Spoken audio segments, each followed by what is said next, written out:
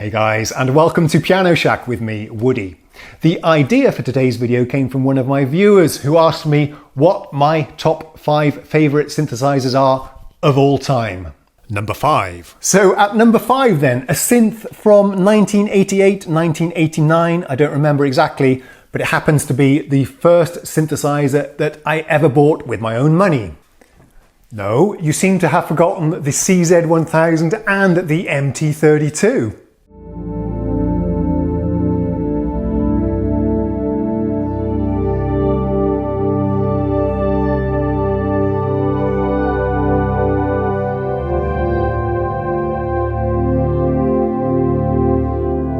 Yes, it is of course the Roland D10. On the video you saw the D20, which is basically the same. Well, the D20 has a built-in sequencer and that floppy disk drive.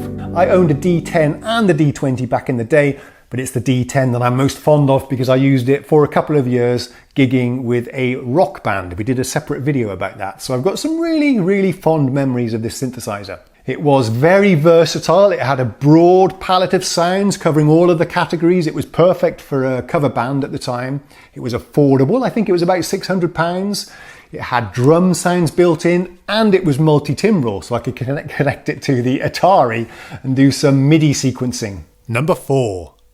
At number 4 then, a keyboard that I've only recently discovered, even though it's like 25 years old or something. Let's have a listen.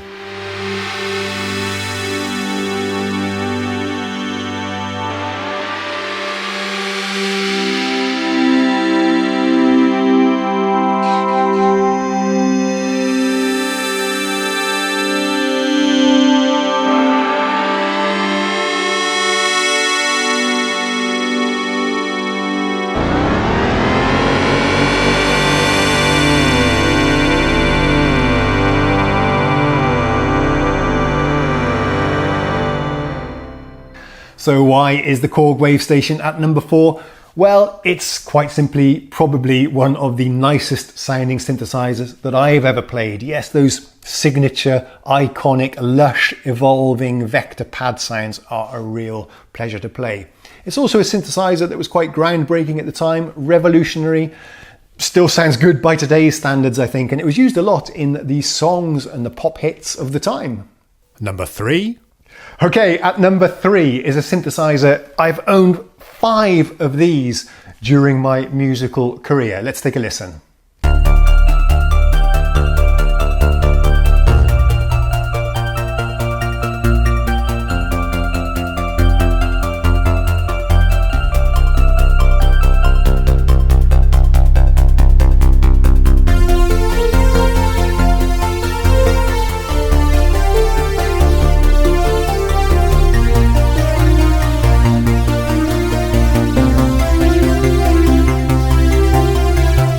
Yes, the Nord lead is at number 3 on my all-time favourite list of synths.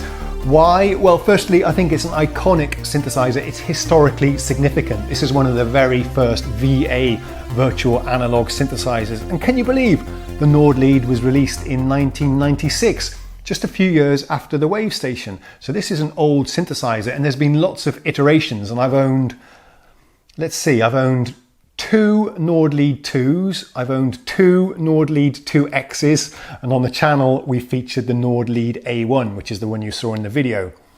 Now I think of all of those, the Nord Lead 2X is probably my favourite, and in my opinion the best of the Nord Lead series of synths. But the one I'm really looking to get these days is the Nord Lead 1. I've got gas for a Nord Lead 1. I'm trying to find one of those. It would be an interesting synth, I think, to cover on the channel since it is so important. It was Klavier's first synthesizer as well. Not only was it one of the first VAs, but it's the synthesizer that put Klavier and later Nord keyboards on the map. And you've got to love the design of the Nord Lead 8. When it came out, nothing else looked like it. It had the stone pitch bend wheel, or the stone mod wheel, wasn't it? And a wooden pitch bend wheel. It was red, it had lots of controls, and this was a time when there were digital synths with very limited front panel controls. So it really was a ground groundbreaking design, and I think it's a fantastic sounding synthesizer as well. I love that you can have 4 different slots, 4 different sounds playing at the same time. Yep, well deserved number 3 place for the Nord Lead. Number 2. Okay, at number 2 then, we have a synthesizer that I bought to demonstrate on the channel. I've since sold it and I really regret selling it. Here it is.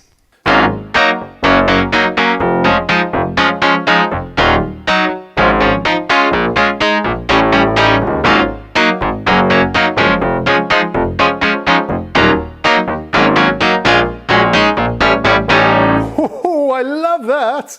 Yes, it is of course the DX7 from Yamaha, and of course this has to be on my list, and I think it's worthy of a number 2 position. In particular, I like the Mark I version. I had both the Mark II, the DX7S, and the Mark I, but I much prefer the Mark I. I don't miss the Mark II at all, and that one I've sold as well. The Mark I, it's much better built than the Mark II. It's better built than any keyboard I've ever owned or experienced, actually. It's fabulously built. It's like an industrial build quality, made of very thick sheet metal. The keyboard itself is wonderful to play. And just that design, the boxy design, and the brown appearance, and those green membrane buttons, it's just a fabulous instrument to behold.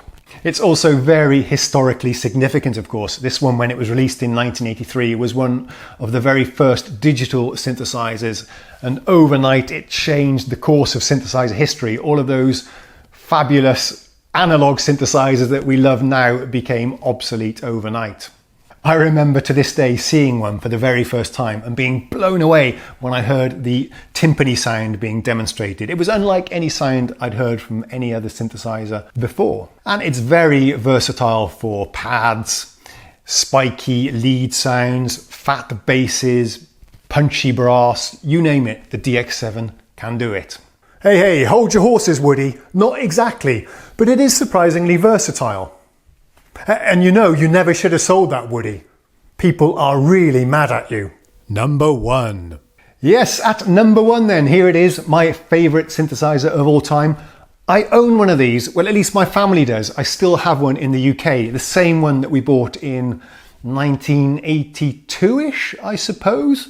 I don't have one here to demonstrate for you, and we haven't featured it on the channel yet. So here's me playing a VST version of it with some pictures.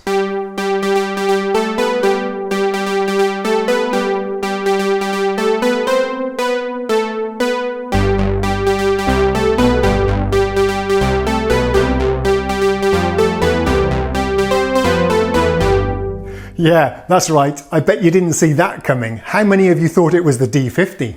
So this is the first polyphonic synthesizer that I ever experienced. And coming from a Korg MS-20, this was just a delight to play. The Korg MS-20 is a monosynth. We have one of those as well in the family, but the Juno 6 I enjoyed so much more. And it was so easy to program. I was just a child at the time, but I quickly figured out how to operate the controls. There aren't very many of them. It's very intuitive and really easy to sculpt the sound. I used our Juno 6 in a band for a while, a band called Parallel, which was a synth duo.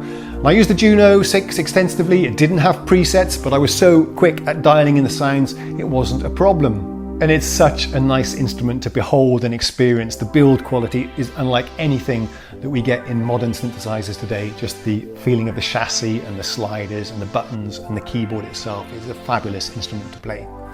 It didn't sound so massive, perhaps. It wasn't the biggest, the fattest sounding synthesizer on the market at the time. It was actually the budget version of the Jupiter 8. But I used to run it through a Carlsberg keyboard amp, Carlsberg amps. This was a combo amp that was popular in the UK, which had spring reverb, and you could enable that and it sounded amazing. And then when you put the analog chorus on the Juno 6, it sounded really amazing and super fat. So there you have my top 5 favourite synths. Not the best synths in the world, I'm not qualified to make that list, but my personal favourites anyway. Let's talk about some honourable contenders that didn't quite make it to the list but are worthy of a mention. You're probably surprised you guys that follow my channel that I didn't mention the D50 at all. No, I think the D50 has some fabulous presets and I really wanted one back in the day, but the D10 sort of knocked it off the list really. The D10 I think is more versatile, it has the drum sounds, it's multi-timbral and it's much, much cheaper, and that's why it made it on the list instead of the Roland D50. You might also be surprised that the Korg M1 did not make it onto the list. It was there contending for 5th place along with the D10, but I chose the D10 because I have fonder memories of it. I couldn't even afford a Korg M1 back in the day, even though I have to admit it does sound a lot better than the Roland D10. A lot better, and it's got a much better sequencer. Hey, the D20 had the sequencer, remember? Better drums, better everything. But for me, the D10 is a personal favourite. I'd love to hear what your top 5 synthesizers are, so please leave a message in the comments with your top 5 synths and I'll look forward to reading those. Thanks very much for watching this video. I hope you enjoyed it. See you again soon. Cheerio. Woody piano shine.